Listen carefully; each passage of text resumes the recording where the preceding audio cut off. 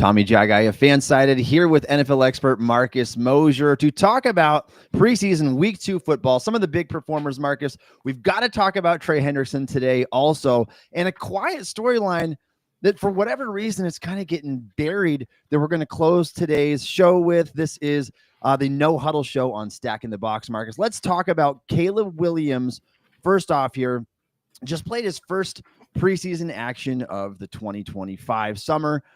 Looked really good. 6 of 10, averaged 10.7 yards an attempt, threw a touchdown. So some yards mixed in there too, some yards after the catch, but he was on target. He was on timing. Passes were accurate. And he's starting to look like the Caleb Williams that we all thought the number 1 overall pick could be. Yeah, I don't want to overreact too much based on what we see in the preseason, but Caleb Williams looked awesome on Sunday night. And granted, it's against Buffalo's backup defense. There were a couple starters mixed in there, but what I care more about is the types of throws that Ben Johnson has Caleb Williams making. The very first throw was a little rollout to Colston Loveland, and then he rips a ball down the middle of the field on a seam pass. He just looks so much more comfortable and confident in this offense. The reads are defined. Guys are getting wide open. And if you were a Bears fan, worrying about some of the reports over the summer about, his accuracy and picking up the offense, I think this was a great sign that Ben Johnson knows what he's doing. He's giving Caleb Williams a bunch of stuff, and he's even said, we're going to peel it back as we get closer to the season. But this Bears offense, and again, in the limited sample that we saw, looks like it has a really, really bright future. Yeah, Marcus, and when it comes to Caleb Williams, it was never about the arm talent. We knew that was there from day one. That's why he drew the Patrick Mahomes comparisons coming out of USC. It was about the egregiously high sack rate, holding onto the ball too long, some inaccuracies throwing on the run.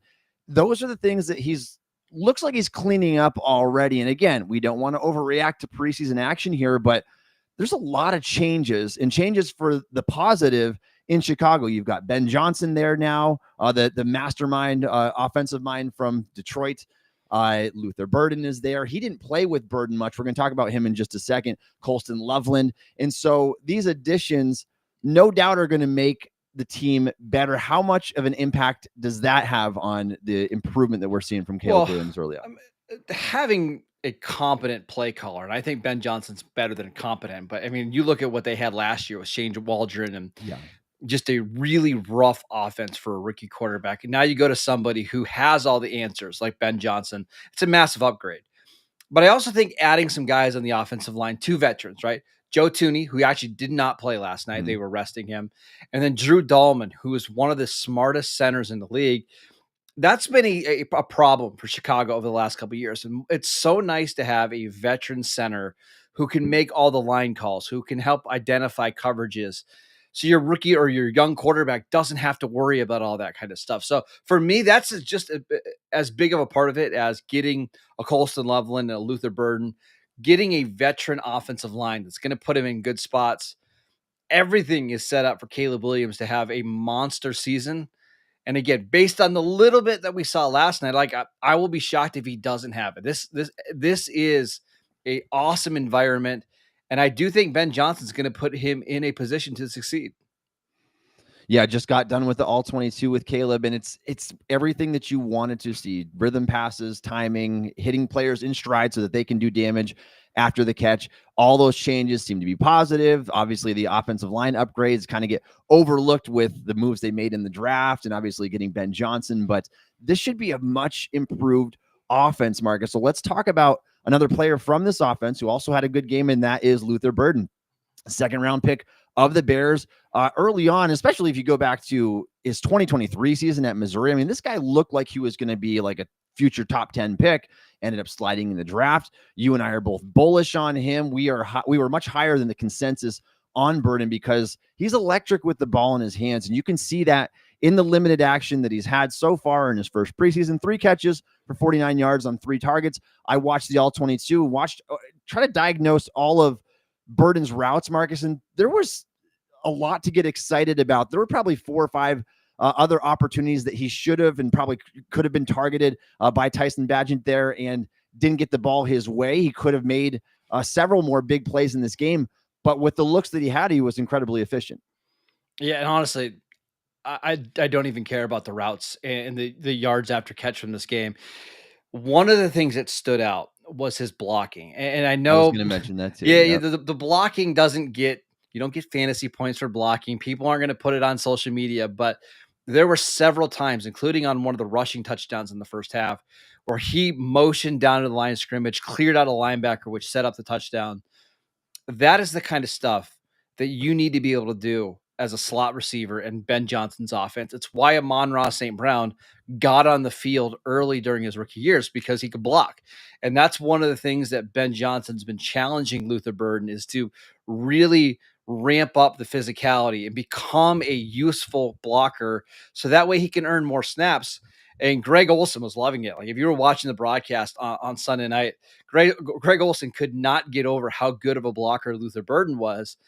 And then he even slipped in a quote from Ryan Poles, which I thought was fascinating. So the way that these productions work is, Greg Olsen will sit down with the head coach and the GM, and they'll kind of just talk about players and, to get ready for the broadcast on Sunday night. And one of the things that Ryan Poles told Greg Olsen, which he wasn't supposed to say, is that they believe that Luther Burden is the best receiver on the roster, and he's got a higher ceiling than Roma Dunze and DJ Moore, and they want to make him a featured part of the offense right away.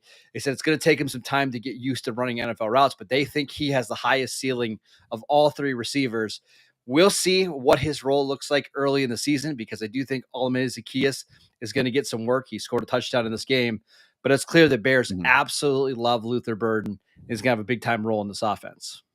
Yeah, Marcus, you beat me to the blocking that I was going to get to as well. I was enthralled by his blocking effort in this game, and especially when the ball was coming in his direction. Now, the play going away from him didn't quite make the impact there, but man, he ran some defensive backs over in this game. You talked about the one that made it for a walk-in touchdown there. But Marcus, I have to ask about Burden. If this is the case, and if the team really feels this way about him, why such a slow start in terms of not getting those reps with the first team offense? Like, we didn't see him come into the game until the first team offense had already been taken out. We've heard at times already that he's been up and down at practice, that he has had a little bit of a slower start. Like, how long is this transition going to take if they really feel this highly of Luther Burden III? Probably a while. It's worth mentioning that he missed almost all of the summer with a lower body soft tissue injury. He missed all of mini camps, all of OTAs. He missed the first 2 weeks of training camp. So they're trying to slowly ramp him up. And the thing is, I think they like Zaccheaus as well. I mean, he has some ability to make plays after the catch. They have two tight ends they want to use in Cole Kmet and Colston Loveland. I think they want to give Luther Burden some work, but they don't want to overwork him early in the year. They've got weapons. They just have to figure out the best way to kind of utilize all of them as the season goes along. Yeah, Marcus, this Bears offense has been my not so subtle bet to be like the most improved offense in the NFL for obvious reasons. You've got Caleb Williams in year 2. You got Luther Burden, Colston Loveland, Ben Johnson, the new look interior offensive line. Like, there's so much to get excited about. This is a team that could be fun to watch this year. So keep an eye on them. We'll see if either of these guys play in the finale. I would expect that Burden would. We'll see about Caleb Williams, but should be fun to watch. Marcus, let's talk about Trey Hendrickson here, the big storyline of the day. And I want to read the quote from Deanna Rossini here. Teams have recently inquired about Bengals star Trey Hendrickson. We're told Cincinnati's asking price includes a young defensive player and a 2026 first-round pick. Marcus, first of all, it's a two-part question here. How serious are the Bengals about an actual trade, moving on from Trey Hendrickson? And I guess the situation here a little bit further is they're offering him a huge APY still, but it's the guaranteed money, like it was from the start, that is still far off. Are the Bengals actually willing to trade him? And is that what it would take? Yes, I think the Bengals are open to trading him. Listen, if you get a first-round pick and a young defensive player for a 30-plus-year-old pass rusher, I think you'd have to consider it, right? But to me, this reads like the Brandon Ayuk situation from last year, which the 49ers let Brandon Ayuk kind of go out and gauge the trade market. And what they were really doing is letting other teams make offers in terms of like the contract for Brandon Ayuk, and then the 49ers were just going to match whatever that team was willing to give, right? That's what happened with Pittsburgh and Brandon Ayuk and then the 49ers. So my guess is that with the teams we've heard so far, the Colts, the Patriots, and the Browns have all expressed interest in Hendrickson. My guess is that the Bengals just want to see what kind of money is out there for him. But yeah, if somebody's like, if New England's willing to give up, Kyle Duggar and a first round pick for him, yeah, you do that all day, right? That's a first round pick from a team that might not make the playoffs. How realistic is that? I don't think so. I don't think it's going to happen. Yeah, and that brings me to the next point here is which teams would be suitors, because according to Jordan Schultz, the Panthers, Browns, and Colts are among the teams that have shown interest in him. Not exactly playoff contenders, at least we wouldn't expect, Marcus. And so you would have to think, if you are trading for a pass rusher who turns 31 years old during the season this year, albeit a good player, 17 and a half sacks in back-to-back years, finished first team All-Pro, second in Defensive Player of the Year voting. But you have to be a team that is on the cusp of a deep playoff run. Otherwise, it doesn't make a lot of sense unless that's not the ultimate goal. But I was going to say, if you're one of those teams, would you trade? In terms of let's go like team by team. The Colts, right? Sure. Are the Colts a playoff team? Probably not. However, I think if Chris Ballard and Shane Steichen don't make it to the playoffs this year, they're probably both getting fired, right? So to them, a first round pick in next year's draft doesn't really do you all that much good if you're going to be 7-10. You'd rather trade, whether it's a first or a second round pick, trade some draft capital, add Trey Hendrickson to your defense, and now you play him with DeForest Buckner and Kwity Paye, Latu. Now you have a really good defensive line. Is that what the organization should do? Probably not, but a lot of these GMs are in job saving mode, and that's probably how a trade like this is going to happen. Yeah, I get that. I mean, I'm totally against that philosophy. Like, I would not trade for a guy in his 30s, but when your jobs are on the line, that's where a trade can possibly come. Now, an in-division trade, are the Bengals really going to give the Browns Trey Hendrickson to go with Myles Garrett? I kind of doubt that one would take place. But the Browns are in the same situation, though. We're talking about a team that's projected to finish dead last in this division. I don't know if Hendrickson helps it enough to change that narrative. They don't know what their quarterback situation is going to be. You're going to roll with a 40-plus-year-old Joe Flacco, more likely than not, and then go from there. But yeah, I mean, you would think in an ideal situation, obviously, you would want Hendrickson to go to a team where he can compete for a championship. And it doesn't look like those are the teams that have expressed interest in him so far. No, and it's the same thing for the Browns, right? Andrew Berry, I think, is fighting for his job right now. Now, they wouldn't trade their first-round pick or Jacksonville's first-round pick, but maybe, Cleveland's second-round pick and something else, another young player. Maybe that's enough to get it done. And they're probably thinking the same thing. Hey, we have Myles Garrett. We have Trey Hendrickson. We just drafted Mason Graham. Maybe our defense alone can help us, be competitive. And if we go 8-9, yeah, we didn't make the playoffs, but that's a big step forward. We need to remember that in a lot of these trades, teams are just trying to save their jobs. These GMs are always worried about if they go 3-14, they're not going to be back. So draft capital is kind of worthless to them. So I wouldn't be as surprised if it's a team that's kind of outside that playoff picture that makes a bold move for Trey Hendrickson. Ultimately, though, I think the Bengals are going to pay him. I think they're going to pay him upwards of $32 million a year. I think a lot of it's going to be guaranteed. Well, when does it get done? I don't know, but I do think it ultimately gets done. I agree, Marcus. I think it's that same Brandon Ayuk route where you're seeing what other teams would be willing to pay him in a trade and sign contract extension, and then they'll probably match that offer. Hypothetically, Marcus, if the Bengals were to get rid of Trey Hendrickson, this defense was absolutely pitiful last year, and it's the reason why I've never seen anything like it before, where the combination of Joe Burrow, Jamar Chase was so lethal, and yet you had to scratch and claw your way back to a 9-8 record, miss the playoffs because your defense was so bad. How bad would it be if Henderson was not on this roster? I mean, bad, but they're already bad. And I think that's part of the equation that Cincinnati's trying to figure out here is we're already one of the league's worst defenses. Is paying let's say it's $32 million a year, paying $32 million a year for a pass rusher in his 30s. Is that the best way to go about building your defense? I think it probably is still the best decision, but I can at least hear the argument of, hey, let's build up some draft capital. Let's have a young, cheap defense. And if they're going to be bad, let's make sure they're at least not expensive. I don't see Cincinnati as a playoff team, regardless if Hendrickson is back or not, because they have so many holes elsewhere on this roster. But they're still it's still a team that's going to be putting up a lot of points. It's fun to watch this year. All right, we'll see how that plays out. And again, I expect Hendrickson to sign with the Bengals as well. Marcus, let's talk about another player who's officially on the trade block now, and that is Commanders running back Brian Robinson Jr. I don't know what the market would be for him, and I'm interested to ask you. He's played 3 seasons in the NFL. All 3, he's had between 700 and 800 rushing yards. Very average in terms of his run success rate. I think it was 49.8%, 4.1 yards per carry in his career. Gives you a little bit of receiving chops. Kind of a well-rounded back. Comes from an air raid offense, a little bit of wide zone, a little bit of gap. What's the market like for a Brian Robinson Jr.? What would you get for him out there? He's 26 and a half years old, going into a contract year. Well, the fact that it's getting reported that the Commanders are shopping him tells me that there's not much of a market, right? Because otherwise that kind of stuff wouldn't be out there.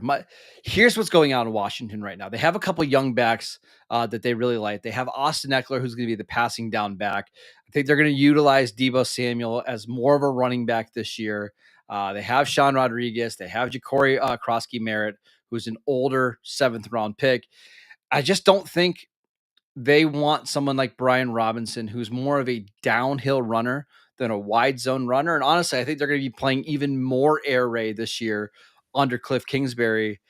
I think Brian Robinson, who I think is a good gap runner, but it's in the final year of his contract, I think you're looking at like a 6th round pick, pick swap fit. Maybe you give up a 5th, you get back a 6th. I don't think there's much of a market here, but I do expect Brian Robinson to eventually get traded here.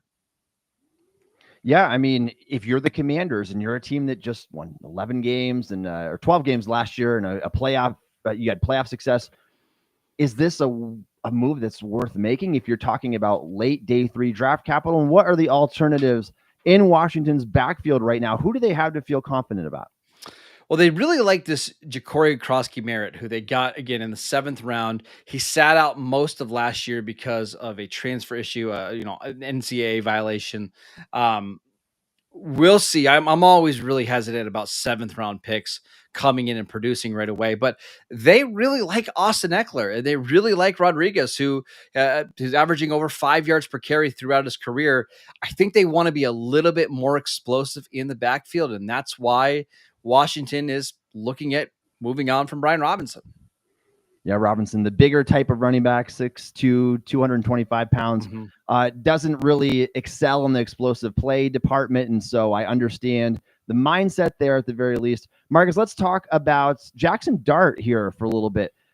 He wowed us in the first preseason game, had the deep ball, 40-plus yard play down the left sideline. We saw him do that at Ole Miss, but now he stacks back-to-back performances. And so Dart, in his second preseason action against the New York Jets, went 14 of 16, 137 yards, 8.6 yards per attempt with a touchdown, 123.2 passer rating. And Marcus, I just put on his all-22 tape before the show today.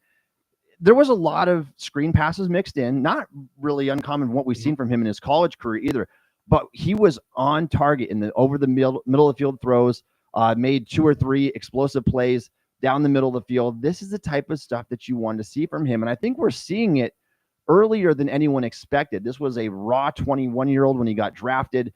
We assumed that he needed a kind of a redshirt season to sit and learn the offense. Is he going to need that after what we're seeing right now? Are we overblowing his preseason performance? I wouldn't react too much to based on what we've seen in the preseason. However, I think he looks good, and now he's put together back-to-back strong performances. You're seeing Dable put him in some good situations where he can succeed. We see the offense, the tempo. The tempo is way up when Dart is in the game. If I were a Giants fan, I would not want Dart to be rushed in to this situation. It's still an offensive line that's in development. You have 2 veteran quarterbacks in Russell Wilson and Jameis Winston. At least let those guys take some of the lumps early in the year. I want to read you the Giants schedule to open the year, just because you can see how hard it is. They open up at Washington, at Dallas, home Kansas City, home Chargers, at the Saints. That's a nice one. Home Philadelphia, at Denver, at Philadelphia, home 49ers. Like, that is a brutal stretch with a bunch of really, really good defenses. I think I would give Dart until maybe November, right? Like, let him have 2 months of the NFL, seeing the speed. Maybe you give him a couple of series at the end of these games if it's not competitive, but I wouldn't want to put him out there before he's ready. This isn't going to be a playoff team regardless, because the NFC East is too good and the NFC as a conference is too strong. Let Dart ease his way into this the same way that Patrick Mahomes was eased in, Josh Allen was eased in, Michael Penix last year. Like, give him some time, and I think he's going to be all right. Yeah, I mean, if not for that brutal early season slate there, I would say maybe week 4, week 5, but I agree with you. I don't think there's any sense of rushing him onto the field. Even if Russell Wilson looks really bad, you could always turn to Jameis Winston if you wanted to, the high variance quarterback there. Like, nobody expects this Giants team to be a contender this year. It's about preserving the future. You've got some assets in place with Jaxson Dart, Abdul Carter. You hope to have your future building blocks here for the foreseeable future. The last thing you want to do is rush him and ruin him by putting him in during a tough schedule. I think if you're waiting until, I think week 10 might be the sweet spot. If not, Marcus, maybe that would be against Chicago. Otherwise, maybe as late as week 14, bye, and then coming out of the bye and have him play the end of the season there if the Giants are already out of the race. But encouraging nonetheless from what we've seen from Dart so far. And I love the fact that he is unfazed by those middle of the field balls. Like, nothing scares him. He seems to shake it right off.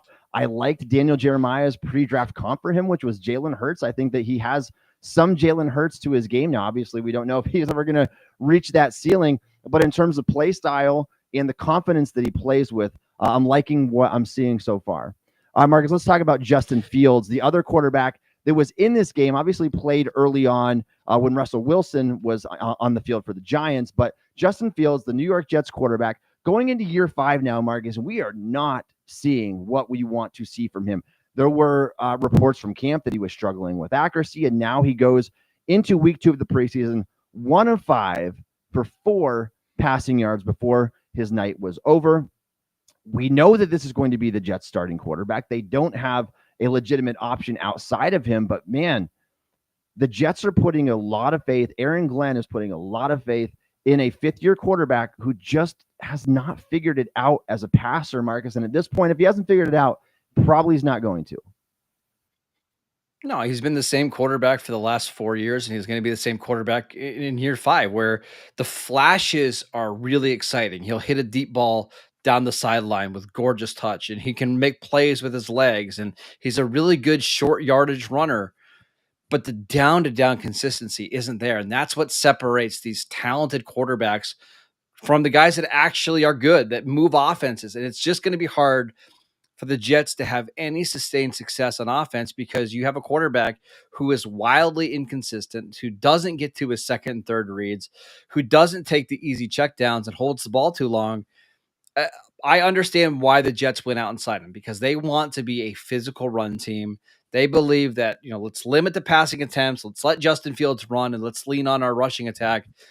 The problem is that you can only do that for so long, and it's too easy to game plan against that type of offense.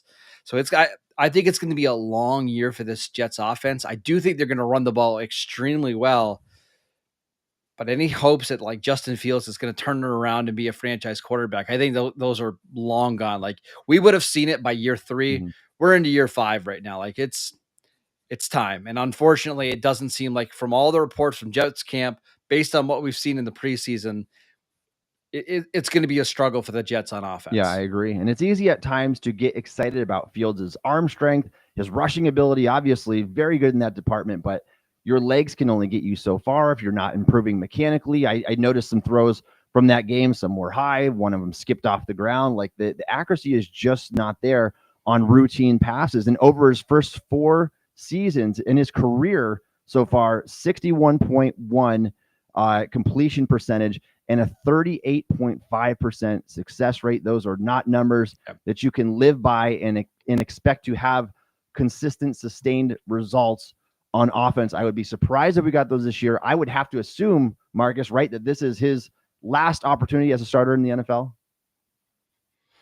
Probably. The Jets did give him $10 million guaranteed for 2026, which I still have no idea why they decided to do that. But yeah, this is his last shot. There were only two teams that were interested in signing him this offseason. It was the Steelers and the Jets. Both of those teams were in quarterback purgatory. They didn't really want to draft a quarterback. They wanted some kind of veteran. This is his last shot. And listen, they're going to give him every opportunity. The only other quarterback of note on this roster is Tyrod Taylor, and he's dealing with an injury that's going to keep him out for the rest of the preseason and likely a couple of weeks into the regular season. Fields is going to get the whole year to show what he can do.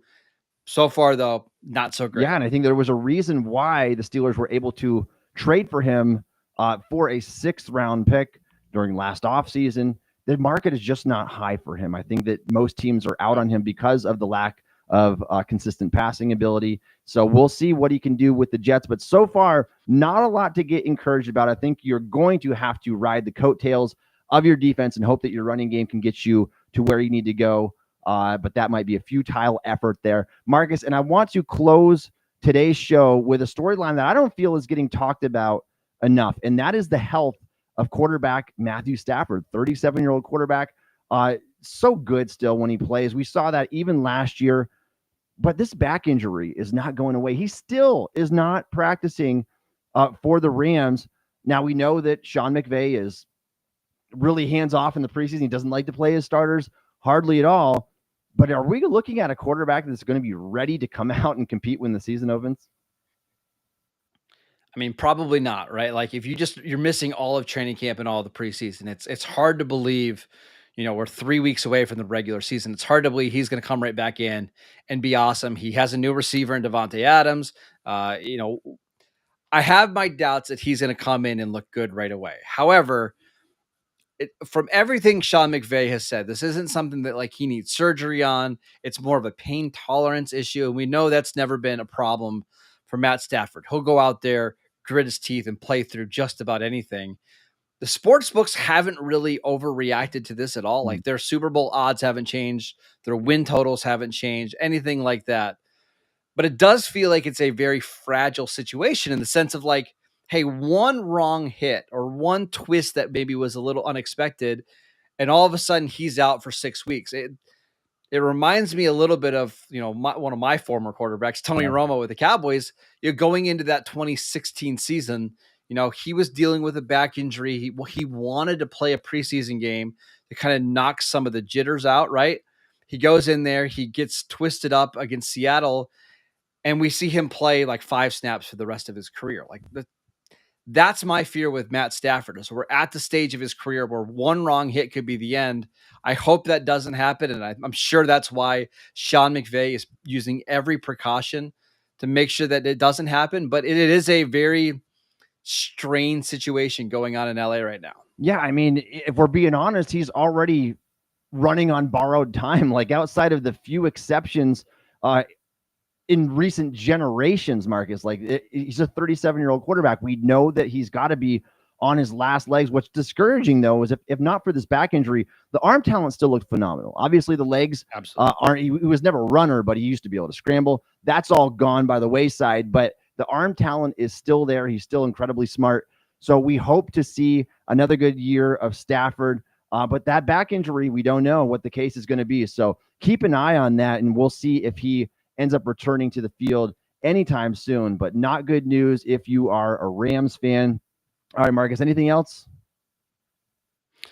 No, I'm glad the preseason is almost over. I'm getting to where I really hate the preseason. Now we're going to have that third preseason game this weekend where almost nobody's going to play, and yet we all have to cover it and watch it like it's meaningful. But no, we're getting closer and closer to the actual NFL season. We're getting closer to cut down dates, which that I'm sure we'll get lots of surprising news. But football's right around the corner. I can't wait to be talking more about it. All right, and we've got you guys covered. We go live on the No Huddle Show on Stacking the Box every single Monday at 11:30 a.m. Eastern Time. You can follow me on X at Tommy Jaggi. You can follow Marcus on X at Marcus_Mosher. Thanks again for listening to the Stack in the Box podcast.